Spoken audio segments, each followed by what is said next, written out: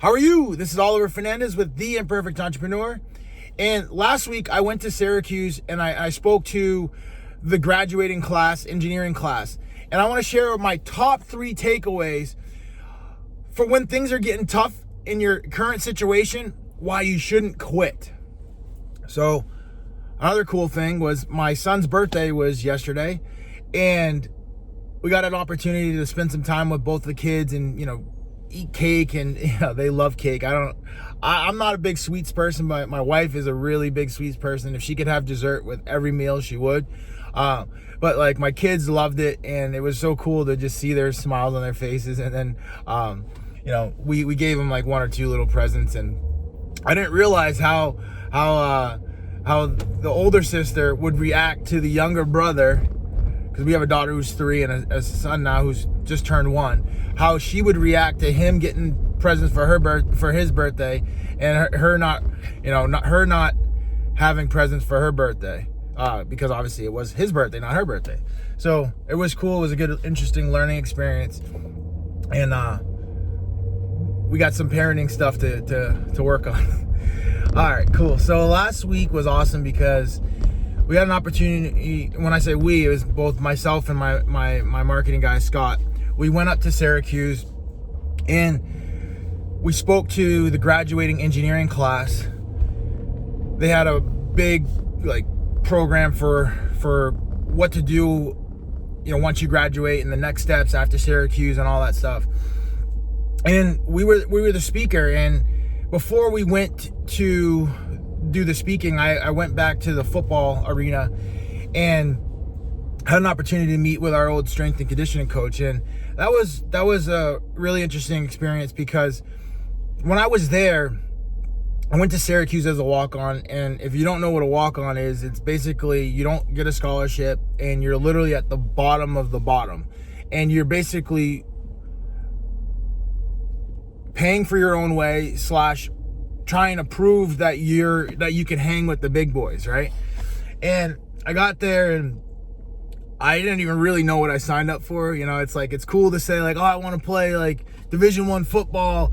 But then you get there and you're dealing with guys who are 6'8", 280 pounds, can literally bench press 550 pounds. You're like, oh my God. But I was I remember the first week of doing it, and I called my mom, Mom, I do not know what I signed up for. And this is crazy. And she's like, well, you got 2 options. You can quit, or you can just get better and keep going after it. And, I made the decision to keep getting better and going after it. And it was so cool to go back and see that strength and conditioning coach. Because I remember the first couple weeks, man, him and his little buddy that was working at the strength conditioning coach, they rode me so hard. And it was in a good way. They saw that I had the potential to do something, but they've also seen a lot of guys come in there that are walk-ons that say they want to do it, and they basically were testing my commitment. And when I say 2 weeks, it was I ended up playing football all 4 years, so every week was a test, so it was crazy. And I remember being on my back. They used to have us do all these exercises and workouts and all that stuff, and they literally were trying to break you. They and it wasn't just me, it was everybody. They were trying to break everybody, because they knew if you broke on the practice field, you were going to break in a game.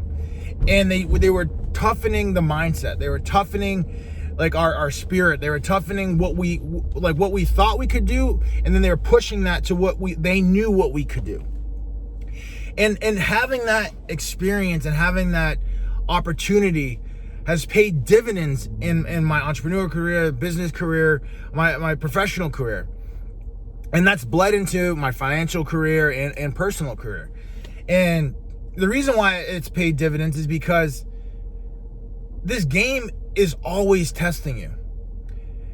This game is always going to push you to your limits. This game is always going to stretch you, especially if you have big goals. And the big goal is the thing that stretches you, right? We're going from, doing $10 million in one business to wanting to do $25 million in that business. And we're doing it on both the general construction side and the flooring side. So we got 2 businesses that literally are stretching and growing and pushing to the next level. Do you think that the grit and the grind and the never quit attitude that I learned while playing football at Syracuse and having those strength and conditioning coaches push the heck out of us, and having the coaches push the heck out of us, and having going up against players that you thought you would get crushed by, but you were actually able to get better and be able to hold your own? Do you think having those experiences helping me now? Yes. Yes, those experiences are helping me now. And we all have those experiences where we didn't think we could even compete, where we didn't think we could even hold up, where we didn't think we would make it, but we did make it. And we have to lean back on those experiences, because those are the experiences that develop the grit that is going to help us in business, that's going to help us be entrepreneurs, that's going to help us be entrepreneurs, right? I need my team members that are, maybe they're not the owner of the business, but they're an entrepreneur, and they're creating value within the side of the business. I need them to have grit too, because they're going to run through challenges, and I need them to be able to grit it out as well. You know, the people that are adding value to the business, like it's still necessary for them to be present, to be tough, to be willing to do what it takes to get the company to the next level. And that was going back, you think about these things in the moment, but going back and seeing it actually in real life again, it just memorializes it again, like brings it back to the forefront, and it gave me a moment to be reflective and just be like, man, I'm so glad I didn't quit. I didn't back down. I didn't shy away from that, because that same not shying away from, and that same courage that was needed there is also showing itself now when I need it in business. And my second big takeaway was, we got, after going to the football area, we went back to the engineering area, and then, the event was at 1 o'clock. So we went up there and we had lunch, and I was talking to some of the other students, and I was like, wow, this is so cool. And the reason why it was so cool is because the students I was talking to had so many dreams and so many things going on inside their head. And I remember being that same exact way. I was talking to this one girl, and she's like, I want to do this, and I want to be a mom, and I want to be, I want to be a professional. I want to be able to, provide a great life for my family and all of these things. And it was like, holy cow. I remember literally leaving Syracuse and having a similar conversation to that with my father-in-law. And he's like, he didn't say it to me in the moment, but he said it to my wife. He's like, wow, Oliver's got a lot of things going on that he's interested in. And I'm like, yeah, I did in that moment. I was so excited about so many things in life. And then, I had to, get serious about a couple things, because you can do anything, but you can't do everything. So I got serious about a couple things and really honed in on those things and dialed them in. And now that we're focusing on those things, and that's like the construction business, that's my family, that's, the workout things that I'm excited about, and I'm focusing in on that. So that was my second big takeaway, is that man, I got stay close to the younger generation. Because they provide the energy, they provide the excitement, they provide the ideas. They were sharing so many ideas, and yes, that is ideating, which means you just talking about ideas, and ideas are at the same time cheap, right? Because anybody can throw out hundreds of ideas. It's the people who take action on the ideas who really move the business forward. But it's great, because I know I'm an action taker, so I get around the young people that have all these ideas, and then I can just choose one that I can take action on that can help the business. So my takeaway there was just make sure your environment is also, it has the mentors, but also has the younger generation, which provides the energy, provides the excitement, provides the enthusiasm. Because some people that I'm working with, they've been in this business 20, 30 years. They've been beaten up a little bit. They're not as enthusiastic. They're not as excited. They're not as energized to go for it. But they still have the knowledge and the know-how, but the energy is lacking. And I loved seeing that energy come from the audience.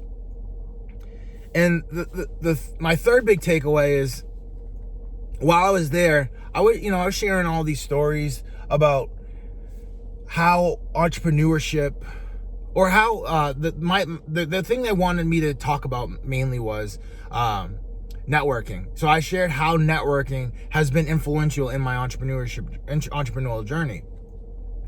And as I was sharing all these stories, that it brought them all back up for me, and I was like getting really passionate, because a lot of these things have been so instrumental in my growth and my trajectory in business. Like, number one was, I seeing that having that understanding of like communication, how important it was. I saw people that were the smartest people in Syracuse, they left Syracuse and didn't have a job, whereas the people that weren't as smart or didn't get as best of grades, they left Syracuse with jobs because they had an ability to articulate their value to the marketplace. I shared my story about meeting the gentleman that I bought my first properties here in DC from, and how if I listen to the old adage, like, don't talk to strangers, that everybody tells you, and like your parents tell you, my parents told it to me, like I wouldn't have been able to buy those properties because I would have shied away from talking to them, right? And like, all of those are networking opportunities that provided the foundation to go to the next level.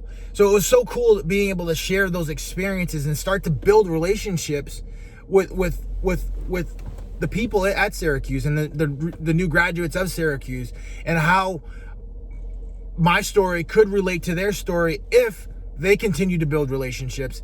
And then also how, like, that story, how they can potentially even, show their value to the marketplace, and how they can articulate what they're excited about to the people that would be interested in it.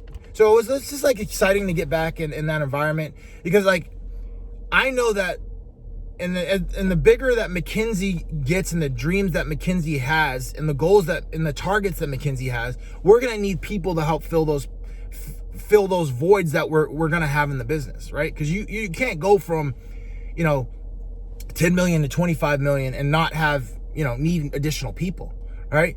And now all of a sudden we're by going there and building those relationships, we're building that pipeline of people that know about McKinsey, are interested in McKinsey, would be willing to come and add value to McKinsey. Why? Because they could see their success within McKinsey's success. And that was probably one of the most exciting parts about going back to Syracuse, and seeing the new, or the young generation, and the things that they were excited about, and not trying to, but like just showing them the opportunities that they can find in a company, that and the opportunities that are available in a company, right? Sometimes companies get old and rigid, and they're not, or they're not really thinking about the big picture, right? Maybe it's the owner isn't looking to grow anymore, and we're looking to grow. So like, showing and displaying the opportunities that this new young generation should be looking for in the marketplace, and presenting those opportunities in a way that was inspirational for maybe these people to consider, hey, let me consider reaching out to Oliver and seeing what opportunities are at McKinsey. And I'm excited about that, because we need people at McKinsey to take us to the next level, and nothing big happens by itself. So we need the team members. We need people that are willing to come in and work and put the time, energy, and effort in. We need people who are smart, who are willing to learn and grow. And I also shared that, like, yes, you have your knowledge here that you got from Syracuse, but that's not it. Like, you're gonna have to continue to grow, and if you don't continue to grow, you're gonna plateau yourself. You're gonna put a cap on yourself, and sharing that with the team, and then giving them that understanding was exciting for me. It's exciting because I wish I had similar advice when I was coming out of Syracuse. And a lot of times and a lot of the other speakers were, shared good stories, but they weren't like stories that I would be excited about. So maybe there's 100 people there. Maybe not everybody's going to be excited about the things I was excited about, but like, even if the 1%, or which is one person, or 10%, which would be 10 people, were excited about the entrepreneurial story, I was glad to go there and represent that. So Syracuse was a great experience. It reminded me of all of the things that I learned from Syracuse that have helped me on my entrepreneurial journey. Number one, you got to have grit. Number two was get around the young people so you have the excitement, that energy for life again. And number three, it's building teams, and you can't do this all by yourself. So you're looking to build something big, make sure you get in a community and around a community of people where you can extract the top talent. Because that's the name of the game. It's like, there's talent everywhere, but you want the top talent. You want the high performers. You want the people that want to push to the next level. And there's so many communities out there that are producing this talent and have this talent and already have them, like, in a group. And now you just go to those groups and start speaking and sharing the stories and opportunities that are available for them, so that you can go out there and continue to build your business and continue to build your legacy. So with that, let's roll. Let's continue to build our legacy and build something bigger for the future.